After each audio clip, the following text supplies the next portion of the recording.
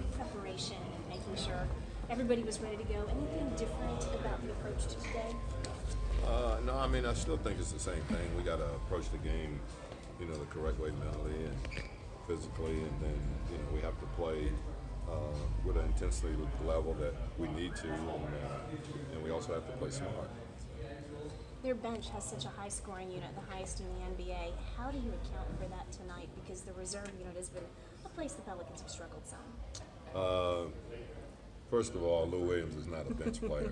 Okay, let's get that straight right away. Okay, he would start on there's 30 teams in our league. He would start on 30 of them. Okay, so that in itself makes it very, very difficult. And not only is he a good scorer, but he's probably as good a finisher as there is in the game. When it comes to making clutch shots and things like that.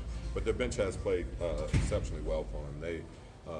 They've got some guys that play consistently, and then they have guys that can come in and on a certain night, they can raise their level of play, and they're deep enough that Doc uses a lot of those guys. So you have to be able to, to slow the bench down some, and obviously that start with Lou. They can go small at times. Do you alter your rotations tonight for that?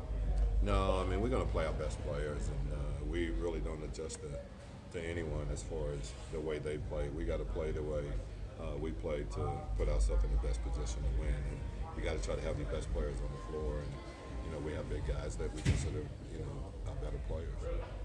Minutes restriction for Nico still, or is he's going to be off? Like 25 or something like that. But not really. But we're not going to try to lose 38 minutes. When you think about the way he's progressed since he's come back? Oh, I think it's been I think it's tough when you miss a dozen games, and it's not one of those situations where you're able to run and do anything like that because it's the area where you're hurt. So it's going to take him a while to number one get in basketball shape, and so it's going to take him a while to get his timing with his shooting. When he does get that, do you think about putting him back in the starting lineup, or is it? Yeah, we'll cross that bridge, when we get there. But right now we're going to go with this starting unit that we have. You guys have had your best players, I think, together for 7 or 8 games. I think your top line has been 3 weeks of the season. How do you evaluate kind of what you have in there? I think that's the toughest thing, to figure out where we are right now as a team. Usually at this stage, you're pretty locked in, and you pretty much are who you are after 41 games. But we have not had that team together at all, so we're still trying to find ourselves. We just don't have those 10, 12, 15 games to try to figure it out. So we've got to do that, but we've got to do it some kind of way. We got to speed up the process so that we can get it done right away and figure out. Is there an optimism in that, considering where you guys are in the conference and stuff? Well, I hope so, because that unit has played well together. I mean, I think we're 8-2 with those guys out there. So, I think you got to be optimistic, but also you got to understand that we're in the West, and there's a lot of teams that's playing well in the West.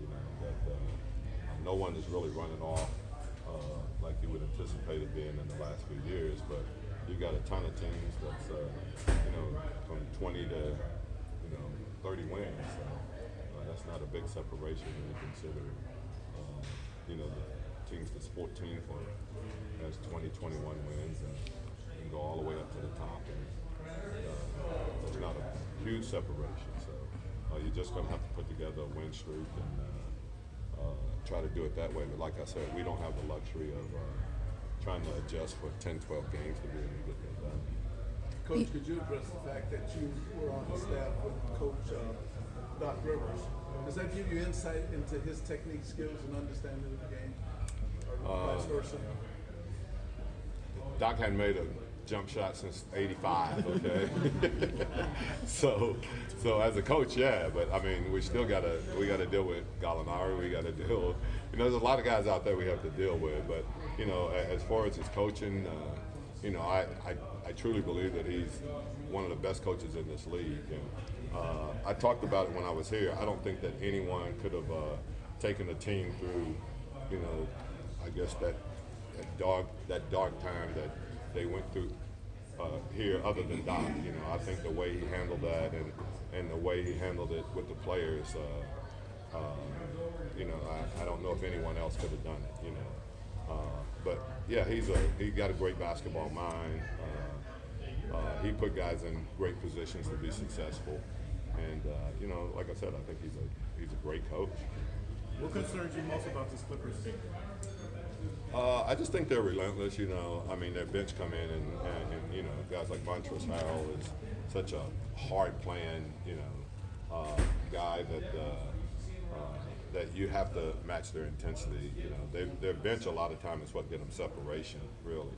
So you got to be able to match their intensity, and you got to be able to rebound the basketball, and you can't let them get out in transition, because actually I think their bench run more than the starters do. So you're in a position where you just got to get back and get your defense set.